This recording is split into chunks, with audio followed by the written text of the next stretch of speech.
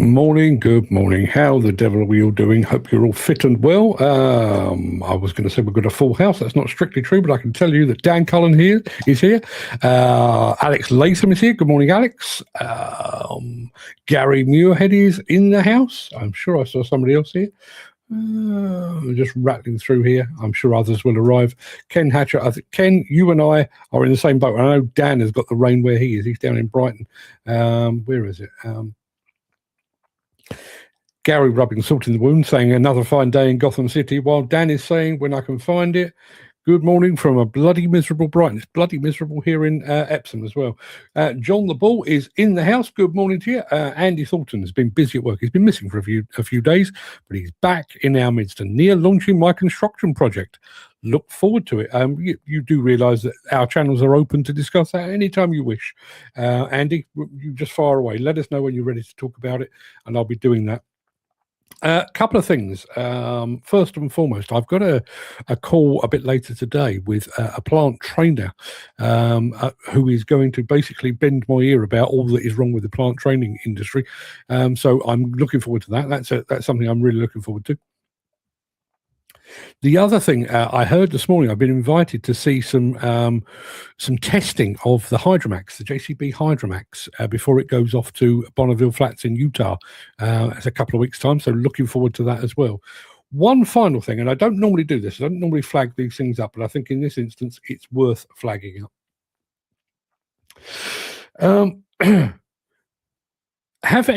Do any of you follow Ollie Guns over on YouTube?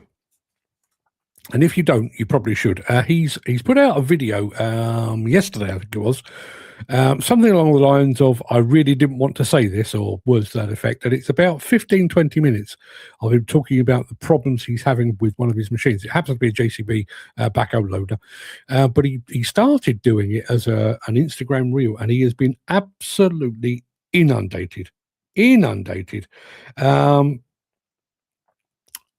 With people that are basically sharing exactly the same issues, not just with JCB, but with CAT, with Volvo, with Kubota, various other people as well. So tomorrow I'm going to be talking about, are machines getting worse? And I will be opening it up. I've got a horrible feeling it's going to be one of those that will run and run and run. So look out for that. What do we got here? Mercy Johnston's just joined us. Morning to you. Jim Turner's in the house as well. How's the new system working? Are you getting used to it with the messages? Well, kind of. Overall, it's a system that works very well. Just for those of you that aren't aware, when I've put a message on the screen like I have there, it basically grays it out on my screen, so I can see all of the messages that I've dealt with. The problem is that once you've been through all of the messages, everything's grey, and if you want to go back to anything, it's really quite hard. Mark Whiting is in the house. Good morning, Mark. And Stefan Edwards. I owe Stefan a very quick thank you. We were here, if you were here maybe 2 weeks ago, we were talking about the fact that the Dutch demolition contractors, I'm not suggesting all of them, but quite a few of them, host what they refer to as the Demolition Day, in which during which they kind of open up their gates and allow young people in to, inspire and understand what demolition is all about. He sent me a video this morning, which I've literally downloaded about 5 minutes ago. I'm going to play it on tomorrow's show, because I do think that if anyone is watching this from the Institute of Demolition Engineers, it's something that the UK should really, really think about adopting. I would say, the NFDC should be taking notice of it, but they don't do a great deal of taking notice, do they? So, well, that'd be interesting with the gift iMac. Not sure what that means. And Jim Turner says, yes, I was messaging him the other day. And yes, it will be interesting to go and have a look at the Hydromax. Looking forward to it enormously. I mean, I've obviously seen it, but it was stood on a stage and it wasn't going anywhere, which is, nowhere near as much fun. Mick Norton's in the house as well. I've had 6 so-called trainers and offered me cars to get people to train with them. Yeah. Yes, they had rust issues for 20 years. Cats just as bad. Yeah. And I don't want to give the game away on what I intend to say tomorrow, but I've kind of come at this from 2 or 3 different directions. First is, are machines getting worse because of value engineering within the manufacturing industry? Are they trying to cut out as much cost as they possibly can, and therefore some dud machines are slipping through the net? Is that the case? Is it the fact that we're now, because we're all so connected via social media, what used to be a minor issue would have stayed a minor issue possibly between the owner and their local dealer, whereas now it's broadcast to the world? So are we more attuned to the fact that there are problems? I'd be interested to get your thoughts on it. But the other thing which is really kind of stuck in my mind is a subject that we touch on this show a lot, and it, to an increasing degree, is this notion of trying to hang on to machines for longer. You can't do that if the paint is flaking off and you're getting rust in your various components. So that's one issue. The cynic in me wonders if that is planned obsolescence. As it stands at the moment, manufacturer sells a machine, and 4 or 5 years later, if all goes according to plan, they may well sell you another one. And 4 or 5 years after that, they may well sell you another one. What about if you decide, I'm going to hang on to this for 10 years, 15 years? Manufacturer is selling 2 less machines, 3 less machines, 5 less machines over the course of your partnership with them. Is this, as I say, I am a professional cynic, is planned obsolescence part of the issue with these machines?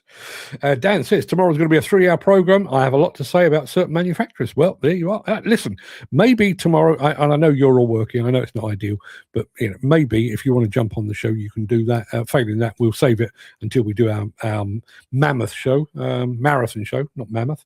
And we'll talk that until it's dead. Jim Turner says, is the trainer called Chris? Oddly enough, yeah, he is. Yeah, he reached out to me about a month ago and said that he wanted to do something, but his diary and then my diary and then his diary and then my diary didn't allow it to happen. But we're due to catch up at 2:00 this afternoon. Where are they going to test it out on? The M25? Thankfully not. No, they're actually taking it to an RAF base. I'm guessing because it's got a nice long motorway. Yeah, still got the M25, a nice long runway. I don't suppose for one moment it's going to be hitting anything like the speeds it's expected to do when it lands over in Utah. But listen, to actually see the thing move and to get to meet the people, and again, looking forward to it enormously. I would like to think that JCB will take it on board and deal with the issues he's got. Well, he's had a call from the COO, the Chief Operating Officer, and it is kind of in hand. Again, I'm not here to criticize particular manufacturers, but this call from the COO was prompted by his social media post. Ollie Guns put it out. I think 100,000 plus people saw his initial comment, and at that point he got the phone call from the COO of JCB. So yeah. It's unbelievable the way machines have gone downhill badly, but JCB, as long as I remember, see, I've always thought that was a fallacy. I've long held this notion that I think it's one of those things. It kind of attracts a pylon. I don't mean like a power station pylon. I mean a pile on. When somebody says, "Oh, I've had a problem with this machine," "Oh, me too." "Yes, me too." "Oh, yes, I've had experience with that." Someone down the line, and I've always had a bit of a rant about that. I wonder. And one of the interesting things that I haven't watched that all through because I only found it this morning, but I'm fairly sure there's a bit in it where Ollie is basically saying that some of the manufacturers that you'd expect to be top quality aren't necessarily, but some of the Chinese manufacturers, the quality is better. Is that true? Love to get your thoughts on it. Now, Jim Turner is saying Dots. If you mean is his surname Dots, no. He may well work for a company called Dots. I don't know. But yes, the guy I'm speaking to later is Chris, unquestionably. Anyway, should we crack on, because I've got a load to show you today. So let's start with a bit of this.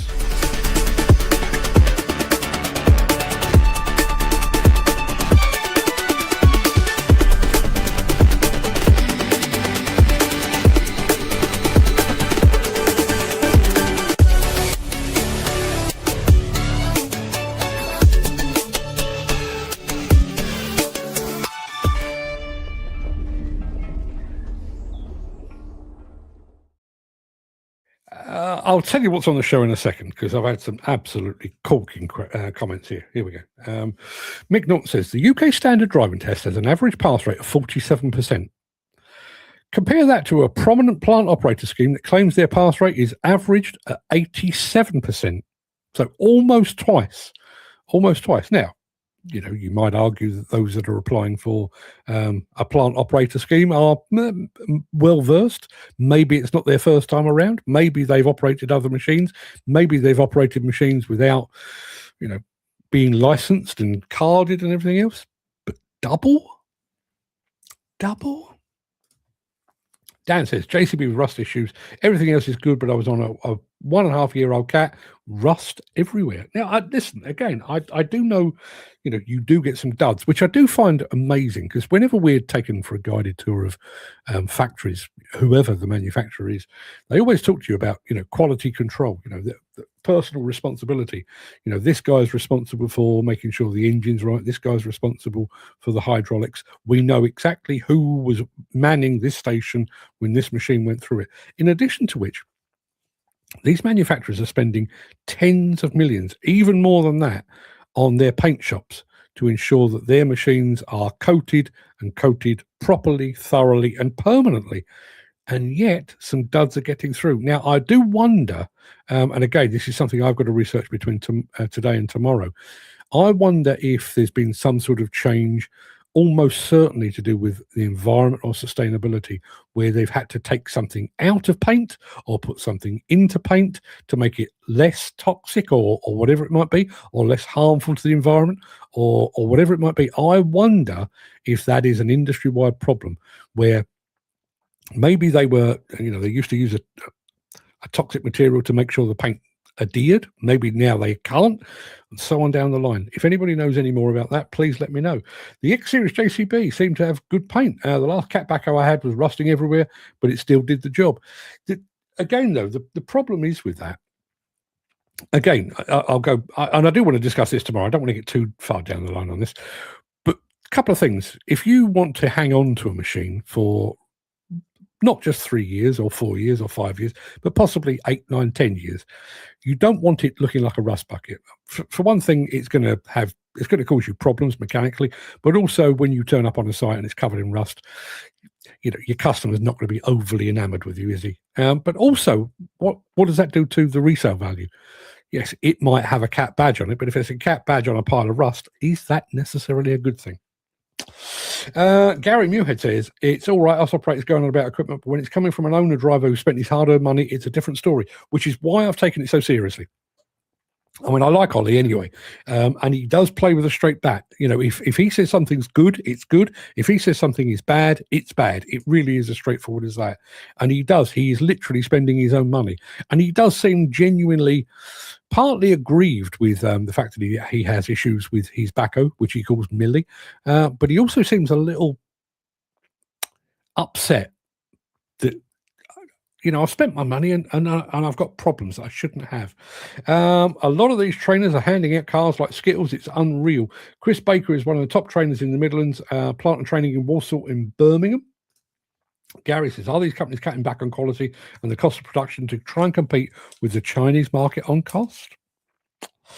It's an interesting point. There's so many ways of coming from this. It really is. If it's Chris Baker, he's a sound fella. It's not Chris Baker. I did a lot of work for him. His place is only 10 minutes down the road from me. If it's him, his training facility will be well worth seeing next time you're up at JCB. I will bear that in mind, but it's not him. I'll tell you, listen, it's no secret. I'll be showing it fairly soon. It's a guy called Chris Monks. And Malcolm Dyke, yes, Malcolm says new paint plant going in at Roaster, part of the all new investment in the factory. Yes, JCB, as I asked the The question about whether JCB was upping sticks and moving to America, CEO Graham McDonald said categorically, no, that is not the case. And he highlighted the fact that JCB are spending 100 million quid on upgrading what is already a fantastic facility up at Roaster. And part of that, as you rightly say, Malcolm, is the paint shop. The paint shop, not the paint shop. Malcolm Dark, hopefully Ollie gets his issue sorted by JCB and his dealer. Yes, I sincerely hope so. They're on the case. They're on the case. And, knowing Ollie as I do, I would imagine that once things are resolved, he'll probably come back and do a video that explains exactly what went on. But yeah. Is the rust problem systematic of thinner sections of steel due to weight reduction strategies by many manufacturers? Maybe.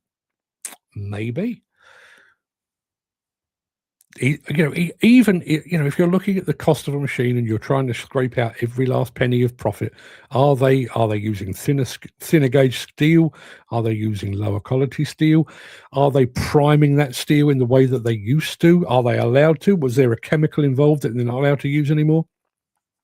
There's many questions about that. Anyway, 17 minutes in, it's Tuesday, the 19th of May. Welcome to the Breakfast Show. I am your host, Mark Anthony, the Walrus of Demolition, the Lord High Chancellor of live streaming, the authentic voice of the global demolition industry. And in today's show, we're getting the lowdown on LiuGong's T Series loaders. Friends Reunited, this is a personal one for me, the return of the JCB ADT, going underground with Komatsu and Shantui, Shan something or other, at SaMoTeR 2026. In today's episode of Mark's Morning Monologue, sight noise is killing you. Sight noise is killing you. Yes, that's what we're saying. Anyway, before we get to all of that, we have one more of our Air Up water bottles to give away. And I've just put at the top of the screen how you go about winning yourself one. As it's the final bottle to give away, I need you to type in the chat the word final. Now, I would ask politely that Mick Norton, Andy Darvell, Gary Muirhead, and Malcolm Dyke do not take part. You can, but I will ignore your entry. And yes, if you want to get yourself the last of these water bottles, I don't imagine hydration is going to be a great deal of a problem today because it's chucking it down out there. But, when the weather warms up, I'm fairly sure lots of you will want to be hydrated, and I can help you do that. Gary Muirhead says, you've got to wonder how long these machines sit in stock before they're sold. Well, certainly whenever you go to a manufacturing facility, if you go to JCB, you get to a roundabout and you can do a left of the JCB experience, or you carry straight on before and get to the world headquarters. Up to the left there on the way to the golf course, there's always a huge stock of machines there. You go out to any of the you go to Finning, for example. The Finning backyard is absolutely crammed with machines. How long are they sat there, I wonder?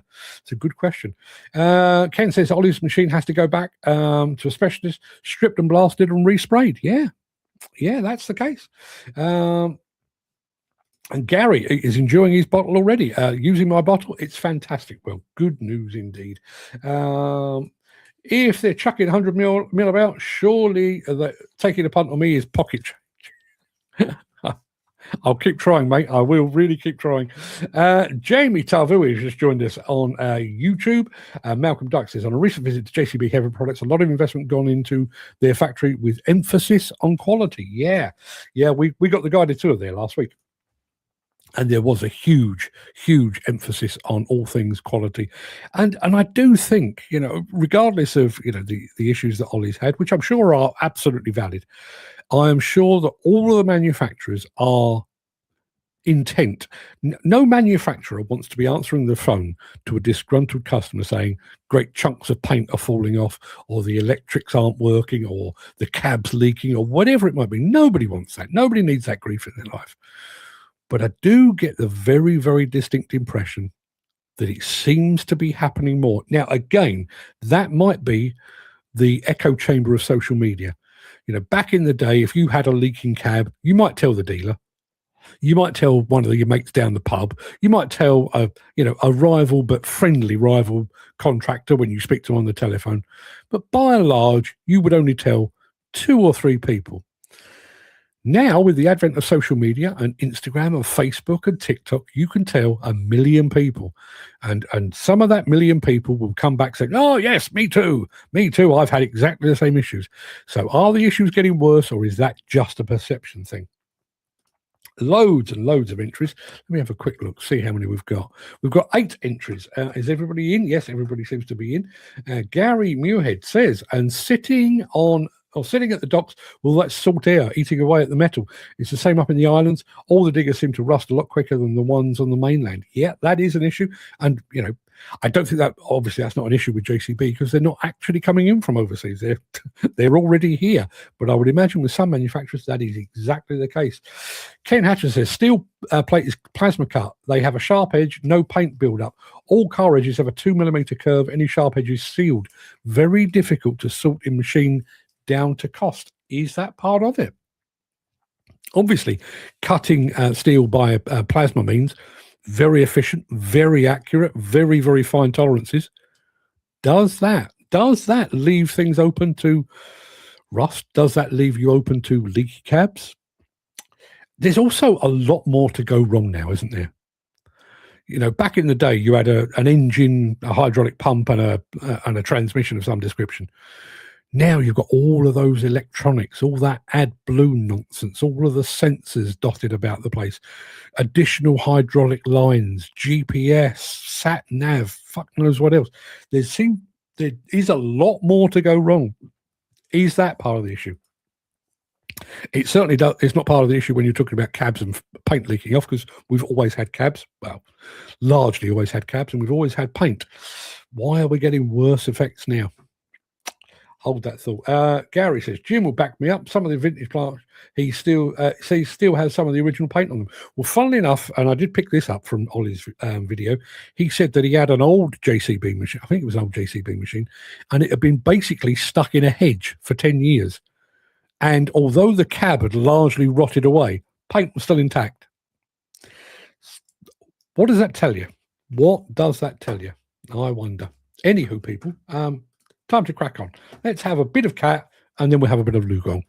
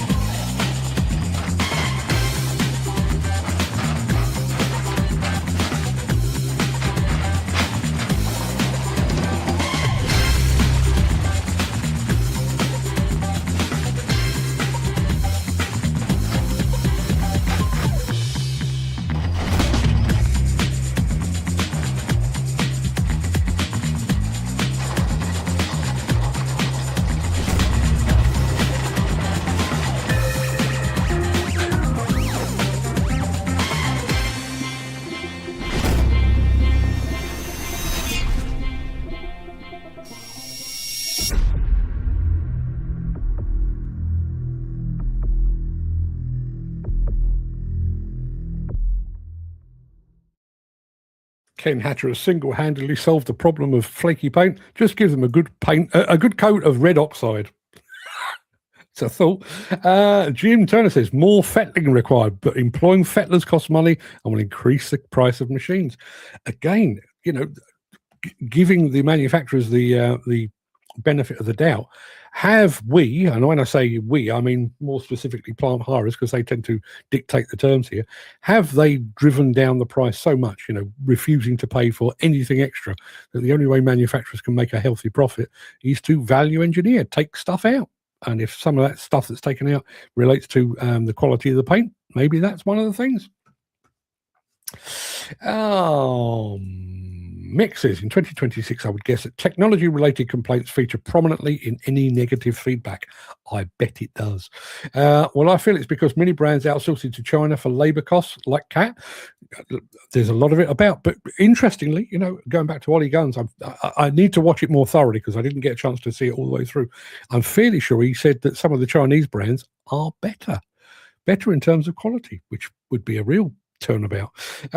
Perhaps it's down to the water-based paint they're using these days instead of the 2-pack we used to use. Yeah, Yeah, and again, why have we switched types of paint? Is it cost? Possibly. Is it down to environmental issues? Possibly. Is it both? Possibly. We have plenty of 50-year-old machines and tractors that still look sound in the original paint. They've probably spent most of their lives outside. Yeah, that's how they used to be. And the other thing that you don't seem to get anymore, maybe because we're such a disposable society that I don't get to encounter them so much. But when you go to a vintage plant fair or something like that, particularly cat, if you see some of the old cats, they have, the paint is still there, but they've got that real age patina about them. They've got a real vintage feel. I don't feel like we get that anymore. Is that because I'm not seeing 30, 40-year-old Kubotas, for example? I don't know. Maybe it is. But the old cat machines just seem to, aesthetically, they improved with age. I'm not sure that modern machines do the same thing. Dan says, smaller engines, smaller in 20-ton machines, are they nuts saying saves 20%, 10% on fuel? Never seen any saving and burnt more than the original machine. Jamie Tavui says, hey, Dan, you're not wrong about Chris Dots. Absolute credit to the industry, solely responsible for the compliments I've received in 12 months I've spent on the dozer. Well, shout out to Chris Dots. Wish it was him. No, I don't wish it was him I was speaking to. I'm looking forward to speaking to Chris Monks, but different person. Complex electronics, says Mick Norton. Sensor failures, software glitches, telematics that don't work reliably, overly sensitive safety interlocks, machines that won't move, trivial sensor fault, cab clutter. Welcome, one and all, to the modern world of construction equipment. The old cat yellow used to age very well. Yes, it did. Yes, it did. Does it still? Has anyone got like an original Cat 428 from 1990? Does it still look good? Does it? Malcolm Dyke says, Cat's old motto was built to last. Yes, it was. Is it still? Aged paint on old machines are lovely, like likes of Liebherr, Caterpillar, and JCB. Yeah, it's the Cat one that really stands out for me because it dulls, but it's like it's been shot on a Polaroid camera. It's kind of Wes Anderson-ish. You get the idea. Old case machines were nice as well. You're absolutely right. They were. Anywho, people, enough of all that. We're going to show you some new machines, some new Chinese machines, in fact. LiuGong T Series wheel loaders.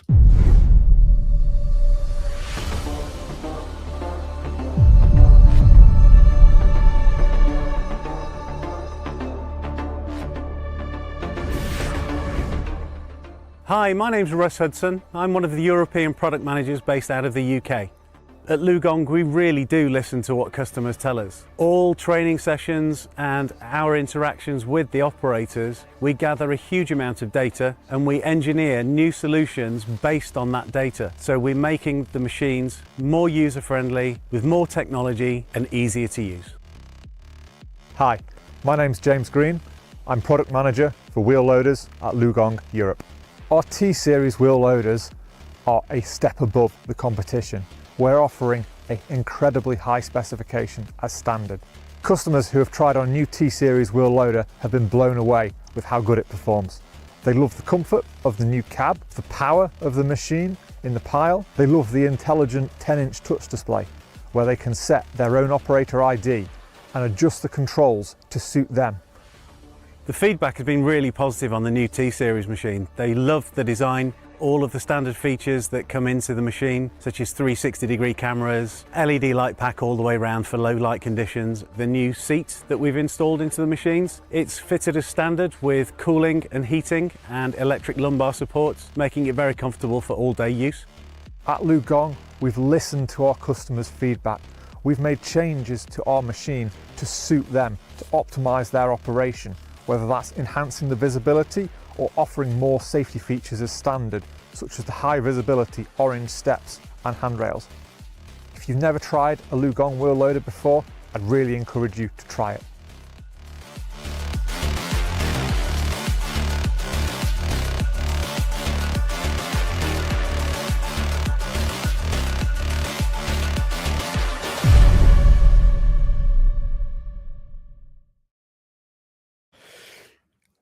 going back to this, we're 24 hours early. I hope you can all remember what you said here, because I want to do this again tomorrow. Old cat yellow ages rather well. The new stuff, not so well, says Jim. And this is a good point from Gary. Have we taken our eye off the ball on quality and focused more on technically and effectively over the quality of the end product?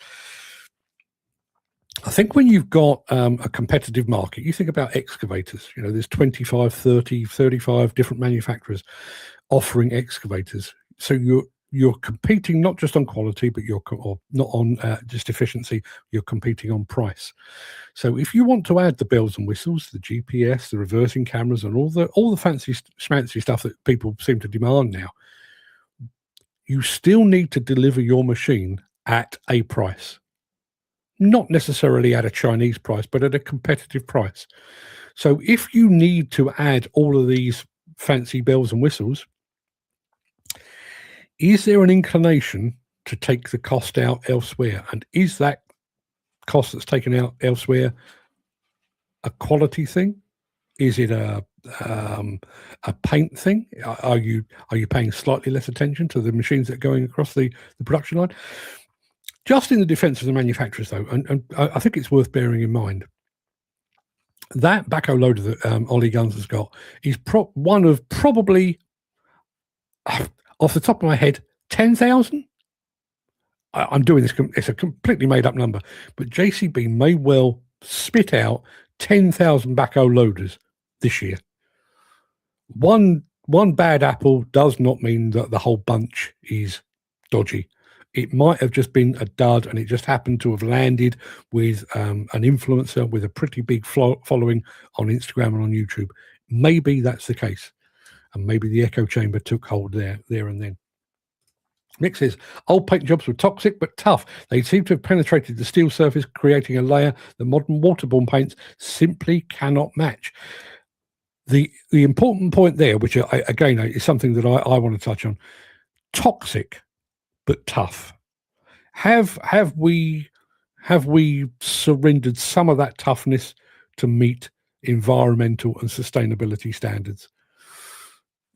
If anybody knows the answer to that, it's more a question than a statement, but that's my feeling. Now, I've got a new video for you. We've been talking about JCB, not entirely positive. I'm going to talk about them in a very positive light in a moment, after this. If you are enjoying this episode, please consider supporting the show. You can leave us a tip at buymeacoffee.com/demolition news. Now, a couple of things. First and foremost, this is the film that I wanted to bring you on Monday, but couldn't because my camera was lost. In other words, I left it on a coach. I can blame nobody but myself. But thankfully, Emma Smith up at JCB found it, sent it back. So I'm going to play you the video now. It is a bit of a personal journey down memory lane, and I'm quite pleased with how it turned out. But there's a mistake in it. There's a mistake in it. Now, to be clear, somewhere about here,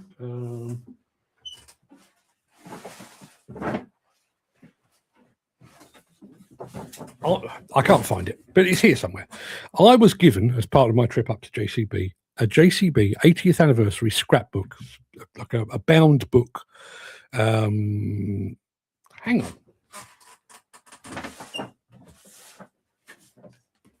Just remembered where it was. There you are. It's quite a hefty tome. It weighs a bloody ton. There you are. See that? That is up for grabs. And how we're going to decide it's up for grabs in this video, and I only spotted it last night, but it was too late to do anything about it. There is a mistake in this video. If the first person that identifies the mistake gets that book with my very, very best wishes. So this is kind of friends reunited, me and JCB.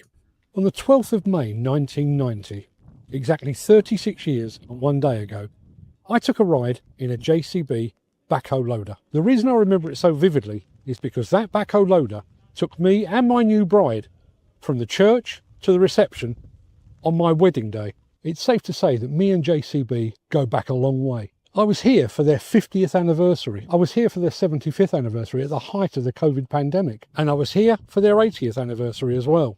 Over the past 38 years, I've seen the company's product portfolio grow exponentially. And I've seen their world headquarters grow beyond all recognition. One of my most vivid memories of coming to JCB was in 1988. I remember it very well. Not as well as my wedding day, but very well indeed. But for very different reasons. You see, back in 1988, the JCB product range looked very, very different indeed. Back then, the company was primarily known for its backhoe loader, its telescopic handler, and for its excavators. In fact, it would be another year until JCB threw its hat into the mini excavator ring. What I saw that day came completely out of left field, because that was the day that JCB entered the articulated dump truck market with the JCB 712. It was a significant machine for a number of reasons. Firstly, it provided a perfect complement to the JCB excavator range. But perhaps more importantly, it helped bridge the gap between the site dumpers from the likes of Benford and Thwaites and the larger full-blown articulated dump trucks from the likes of Volvo.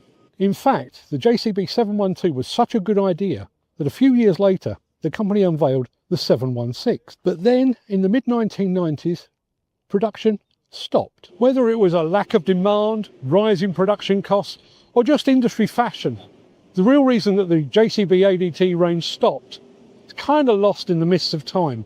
And yet the need for a JCB ADT is as valid today as it's ever been. While the JCB ADT has been away, site dumpers have grown exponentially bigger, going to 8, 9 and even 10 tons. And as those machines have grown bigger, so too have concerns over operator safety, or more specifically, forward visibility over the skip and over a front-facing load, which is precisely why JCB has unveiled this.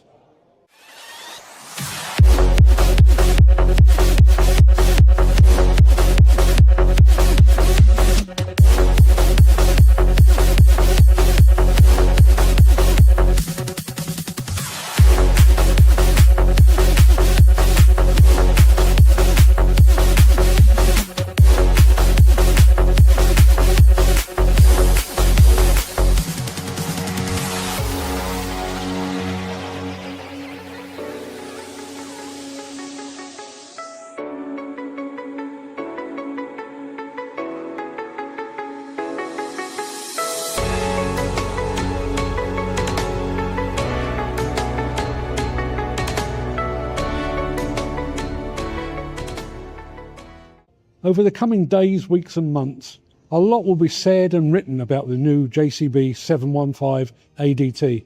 Younger journalists might report that this is JCB's entry into the ADT market. Those that are a little longer in the tooth might remember that JCB has been here before. But to me, this is like being reacquainted with a long-lost friend. And nobody spotted the mistake. Nobody. Wow. In that case, the scrapbook is staying where it is. I'll tell you what the mistake was. Kind of. Mick, I think you've kind of got it. I said, obviously, the first machine the first ADT that JCB launched was the 712. I said in that film that the follow-up machine was the 716. It wasn't. Now, my memory, and I do need to check this, my memory is that it was a 714. Maybe it was a 715. I'm going to check this very quickly.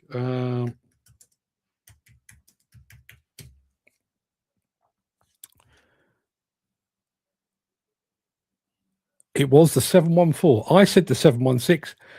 Mick, you have yourself a JCB scrapbook. You've got the right answer. So congratulations on that. Malcolm Dyke says, great new addition to their range. Hopefully see different weight versions. The 712 was an excellent product. It was a 714 after. Yes, it was a 714 after, as Mick has rightly said. So, Mick, you've got yourself another prize. Yes, absolutely brilliant. Malcolm Dyke says, back in the day, Joe Bamford was strict on quality, not quantity. He used to say the service department depends your next sale. Yeah, I worked with a guy back in the day from International Harvester. He used to say the same thing. Salesman sells the first machine, the service department sells all the others. Absolutely true. Mick, on the subject of paint, says pre-2000 paint systems typically used high solvent enamels, lead-based pigments, chromate primers, and thick, slow-curing coatings. All these processes no longer encouraged. There you are. Jim, on the same subject, here's a thought. They take the toxicity out of everything in the interest of safety in the environment. But this also makes things substandard and unable to stand the test of time. Pretty convenient that we have to buy more things than we need to. Like I always say, we're bred to be consumers. Why buy one machine that will last 50 years when they can get us to buy lesser machines for a higher price that have a shorter life? It's a cynical view, but I'm not absolutely disagreeing with it. And Mick, delighted with his new book. Jim Turner says, the world runs on debt and inflation. Without either of these, the model collapses.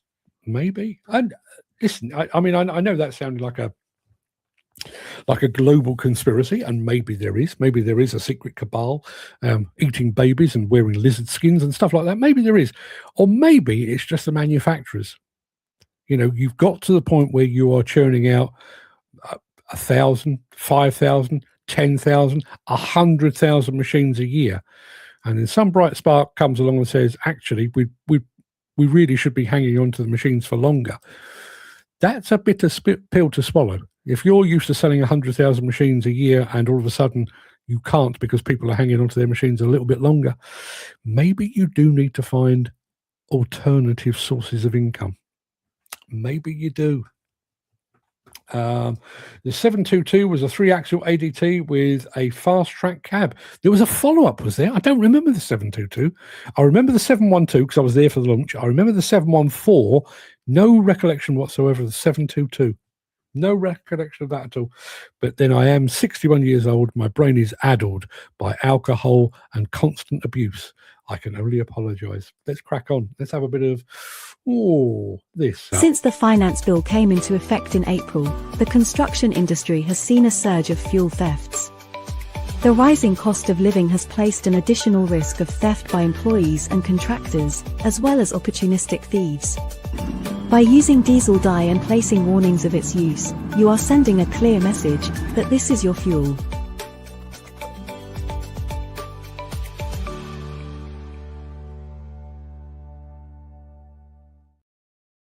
Now, this is a weird film, and maybe it's just me. I'm not a person that suffers from claustrophobia. I'm not bothered by it at all. In actual fact, I sleep best in small spaces, like me a tent or the back of a van or something. I can sleep like a baby in there. But there's something about this video. Now, I realise that the operator in this instance is dropped down basically into the body of the machine to go underground for low profile. But there's something very, very claustrophobic about this.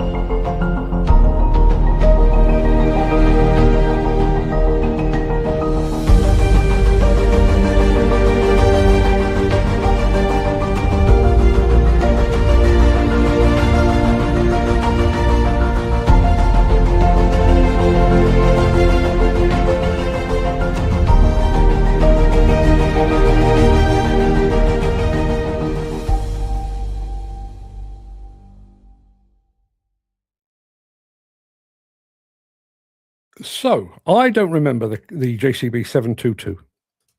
Jim Turner says, is that the six-legger? Malcolm Dyke says, it is. I don't remember it. The internet thankfully does. There you are. That's the JCB 722. Discontinued around about the year 2000, apparently. According to the interwebs, there you are. That is the 722. Will we see a return? Obviously, we've got the 715 now, but will we be seeing others? Is that the first of many? Andy Dalvell has just arrived. Morning, everyone. Just got in the cab after the rain. Let's go. And he says, what have I missed? Well, dancing girls, free money, and lots of talk about whether machines today are as good as they used to be. Prompted by a video from Ollie Guns, talking about the problems he's having with leaky cabs and issues with flaky paint on his machine. We're going to be talking about that in more depth tomorrow, and I've got a horrible feeling it's one of those that could run and run. Mick Norton says, bring back the good old paints: lead white, arsenic green, copper blue, and mercury vermilion. Yes, let's all go and ingest some of that. Not sure I could work underground all day. No, me either. As I say, I realised the operator was well below below the roof height, but there was something about that opening image. It was, oh no, sod that for a game of soldiers. I don't fancy that one bit. Right, we're going from Komatsu to Shantui in just a second.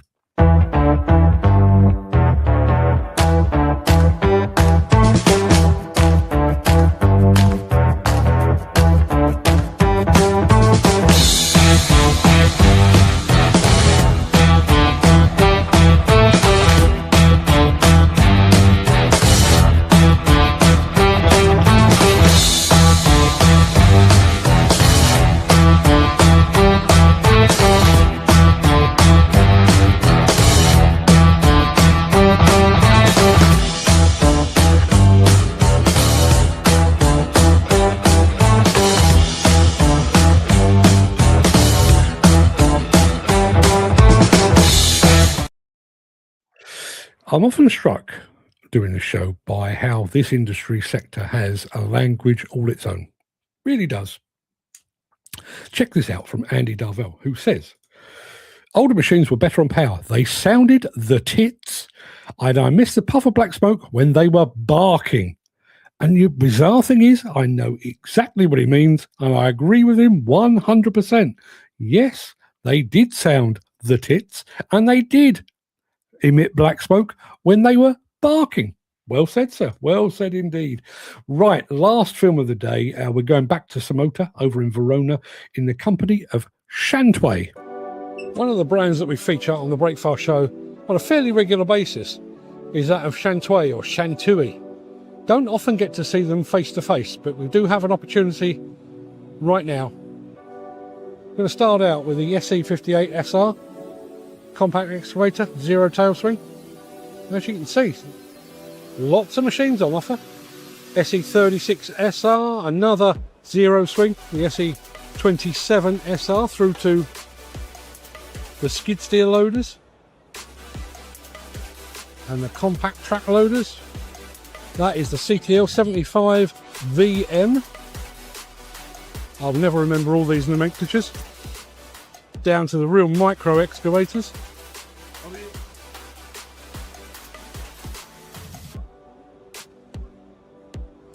With some of their larger machines.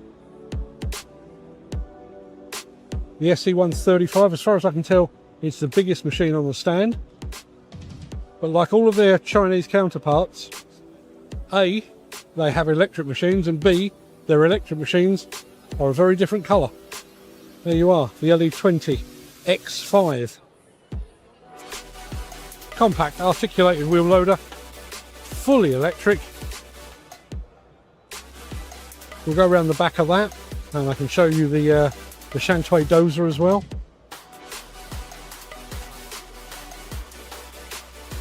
Starting at the ripper end, this is the DH20M. Bit of a cramped stand, so I can't show you it in all its glory. But if I come round here and avoid the paper bags that are on the ground. Pretty easy. Abus?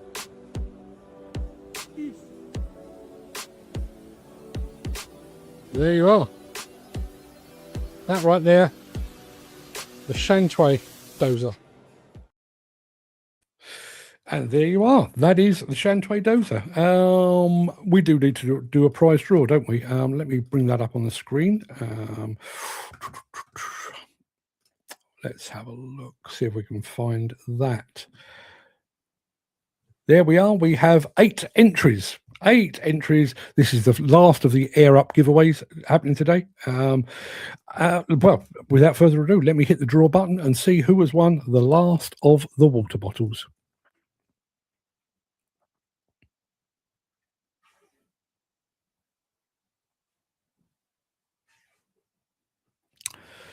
John the Ball. John the Ball has won the last of the water bottles. Congratulations, my friend. Well done indeed. I will need your postal address to get that over to you. I think John is usually on Facebook.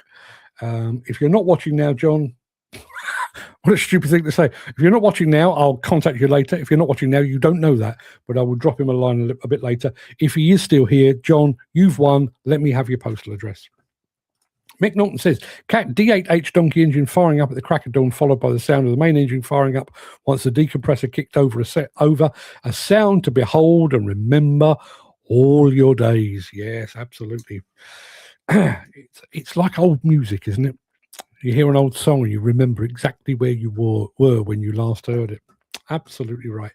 Right, people, that pretty much wraps up the main part of this morning's show. I'm going to roll the outro in just a second before leaping gazelle-like over into my morning monologue. If you can't stick around for that, please stay safe. Look after yourself, your family, your friends, and your colleagues. I hope to see you again very soon.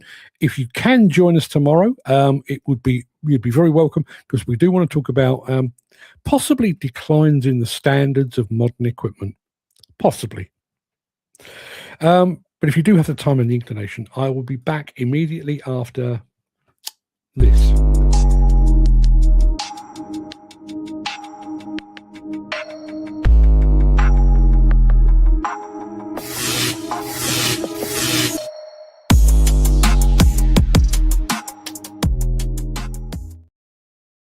Right then, let's have a proper chat about something you face every single day on site, usually without giving it a second thought.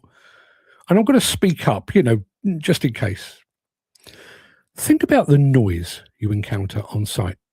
Maybe you've got a pile driver working over to one side of you. Then there's the violent ear-splitting burst of a hydraulic breaker tearing through reinforced concrete. And underneath it all, that relentless, low-frequency diesel generator hum that seems to vibrate through the very soles of your boots. As industry professionals, you know those sounds inside out. They're the soundtrack of your existence. You know the decibel limits. You know the exposure action values. And we've all stuffed those little yellow foam earplugs into our ears more times than we can count. Job done. Safety box ticked. Move on to the next task. Except it's not. When we talk about site noise, the conversation almost always stops at the ear. We measure the decibels in the air, we guess how much the earplugs are muffling the din, and we leave it at that. That view is dangerously wrong. The harsh reality is that high-intensity noise is a brutal, systemic stressor. It's a cognitive pollutant. That acoustic energy doesn't just bounce off your eardrums. It permeates your entire body. It infiltrates your cardiovascular system, rewires your neural pathways, and completely wrecks your ability to think straight.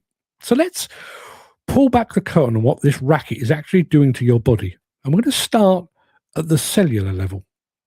To understand the real damage, we need to look past the mechanical bits of the ear and zoom right inside your skull. Inside your inner ear, you have thousands of tiny fluid-bathed hair cells. Think of them like a lush field of grass. When normal sound waves come in, they sway gently in the breeze. But when you fire up a hydraulic hammer or a concrete crusher, they're hit with a sonic hurricane. That intense acoustic energy violently shears and bends those delicate cells. The outer hair cells take a massive beating, which instantly drops your ability to amplify sound and pushes your hearing thresholds right up. However, the physical flattening of those microscopic hairs is just the opening salvo. because your ear is working flat out to process that continuous, deafening roar. Its metabolic activity goes into overdrive. This massive overexertion generates a sudden surge of something called reactive oxygen species, basically a flood of cellular toxins. Your inner ear enters a state of severe stress, literally cooking its own cellular structures from the inside out. Keep subjecting yourself to that day after day, and the nerves connecting your ear to your brain begin to wither and die. And worse still, it damages the blood vessels supplying the auditory system, starving it of oxygen and ensuring that whatever hearing you've lost is never, ever coming back. But the brain doesn't take this silence lying down. When those nerves go dark and stop sending signals, your brain gets confused. It tries to compensate for that missing sensory input by cranking up its own internal volume. It goes into a state of neural hyperactivity. In the real world, we call that tinnitus. It's that persistent, maddening phantom sound, a ringing, buzzing or rushing in your ears when everything outside is actually quiet. It affects roughly 7% of our workforce. And if you talk to the lads who have it, they'll tell you that the phantom sound is far worse than the actual hearing loss. It's a relentless, uninvited internal distraction. It ruins your sleep, drives up chronic anxiety, and makes it incredibly difficult to concentrate on a complex site drawing or a technical briefing. But if you think the damage is confined to your head, think again. Those acoustic shockwaves travel deep into your body, acting as a direct trigger to your nervous system. The moment site noise climbs past 80 decibels, which is basically every single demolition site in existence, your body registers that high-intensity sound as an immediate physical threat. It triggers your fight or flight response, completely against your will. Your brain thinks you're in imminent danger, so it floods your bloodstream with a continuous drip of stress hormones, adrenaline, and cortisol. Living in a permanent state of psychological high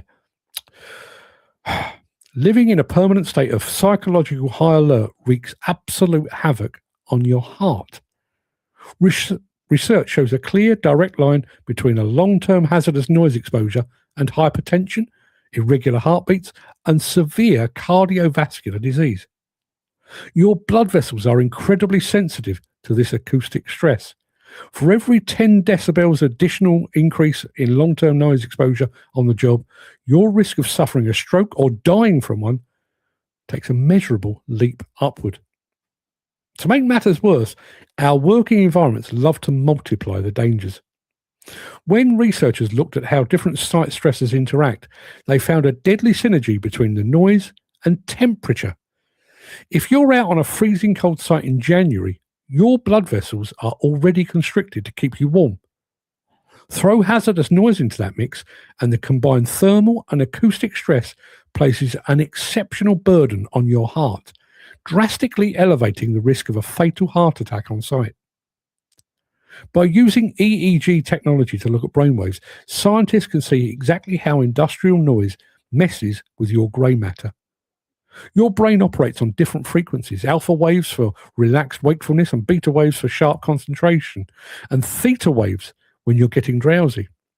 Site noise completely disrupts these neural circuits, and it does so in two distinct ways depending on the type of noise. First, you have complex noise. This is the unpredictable, highly variable banging and crashing, a hydraulic breaker striking concrete or materials being dropped into a metal skip. Because that sound is unpredictable, your brain can't get used to it. Every single time that hammer strikes unexpectedly, your brain is forced to hijack its own cognitive resources to process that sudden noise. That shatters your working memory and your concentration. Your reaction times drop through the floor and your error rates spike, which is the last thing you want when making critical safety decisions. And then second, you have steady noise. That's the constant, predictable drone of a compressor or a generator. Now, your brain can adapt to that to some degree. You might feel like you've tuned out the hum, but But that filtering comes at a massive biological cost. Your brain has to work incredibly hard behind the scenes to block out that continuous noise, burning up its energy reserves and leaving you with deep, chronic mental fatigue by the end of the shift. Your brain's energy allocation gets completely disrupted, meaning that while you might not feel like your brain's energy allocation gets completely disrupted, meaning that while you might not feel actively distracted by that generator, your mental stamina is being quietly bled dry. And once those noise levels climb past the 80 decibel mark, the prefrontal cortex, the part of your brain responsible for executive function, logic, and attention, takes a massive hit. Attention drops, mental stress skyrockets, and your overall ability to learn and adapt on site is severely degraded. The fallout from this cognitive damage inevitably spills into the worker's personal life, creating a devastating social ripple effect. It starts with a spiral of isolation.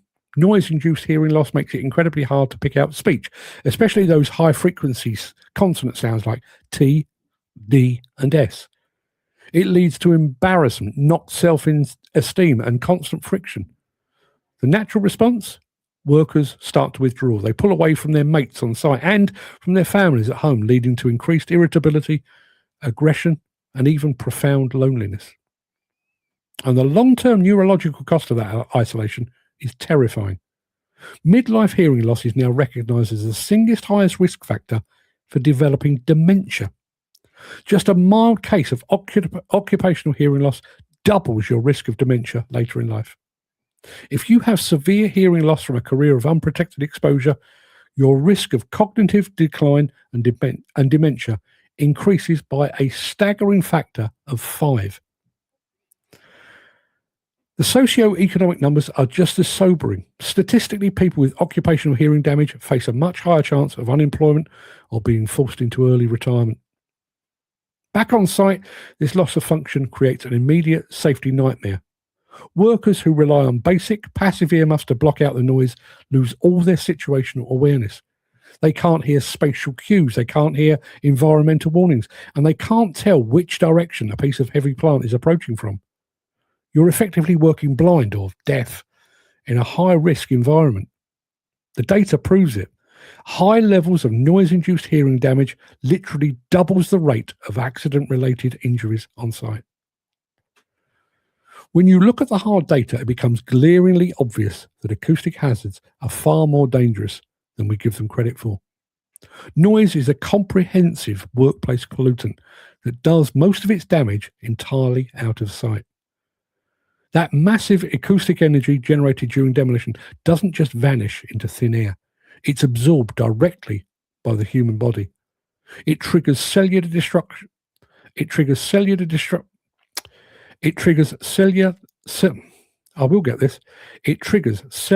destruction in your inner ear, sends stress hormones coursing through your veins, and completely fractures your ability to focus and think.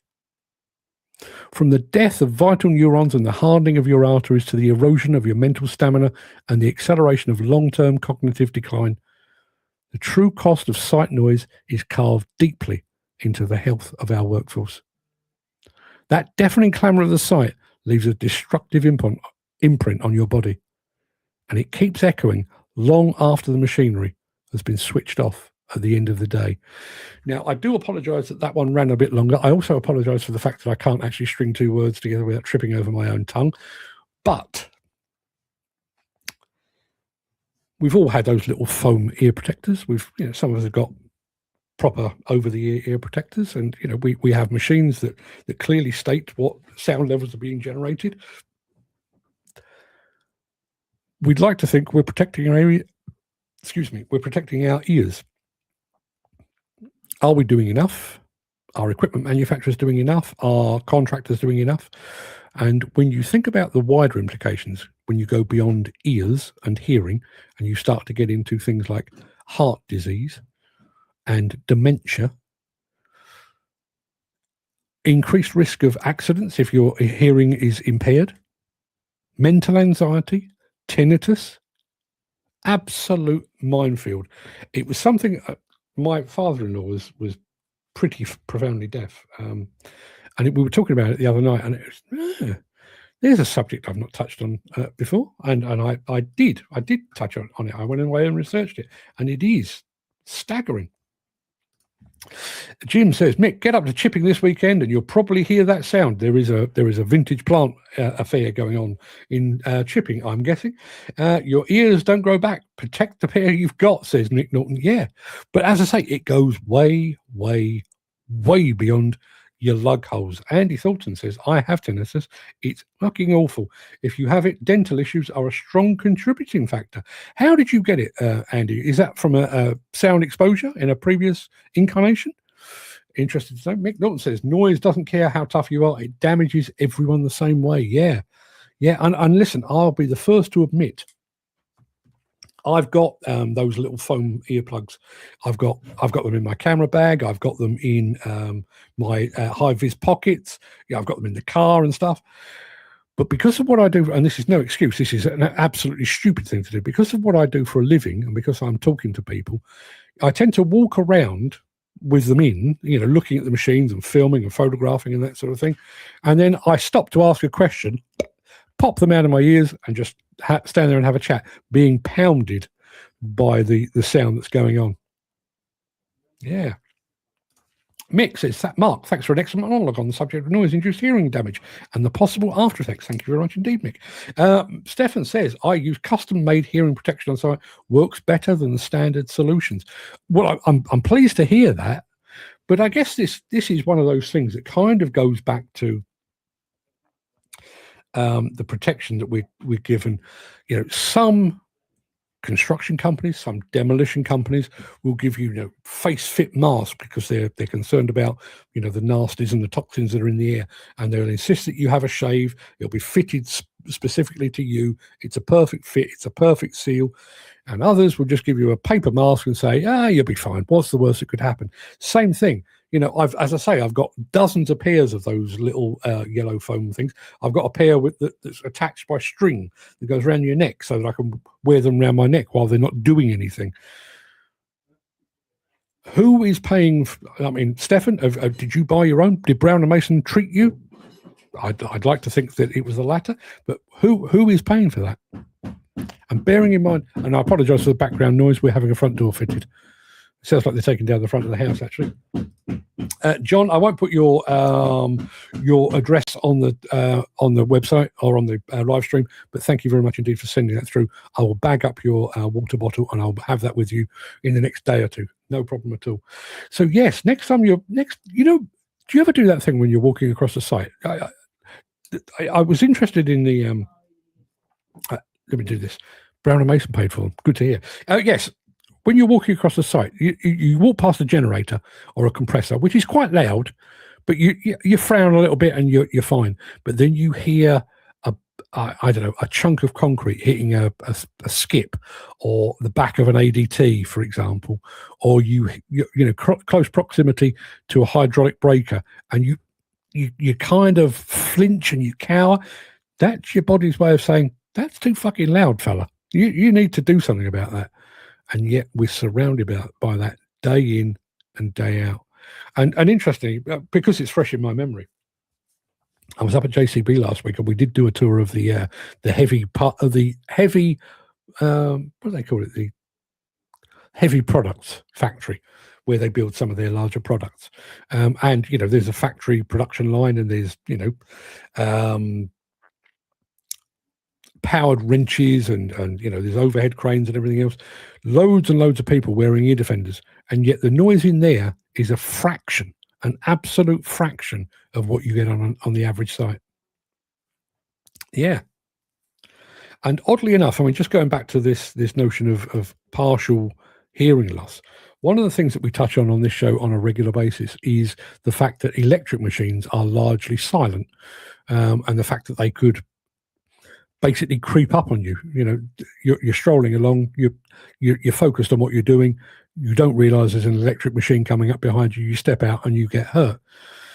That's an everyday occurrence with diesel machines and high HVO machines and biofuel machines and electric machines and hydrogen machines. for anyone that has lost their hearing due to work. They are basically working, as I said in the script, they're working blind because they're deaf. So it's an actual danger, and I do wonder. There was talk about the fact that if you are suffering from hearing loss, you're more likely to be unemployed. Is that because you basically become a hazard yourself because you can't hear? Mick says, yeah, it is. It is one of those weird paradoxes, isn't it?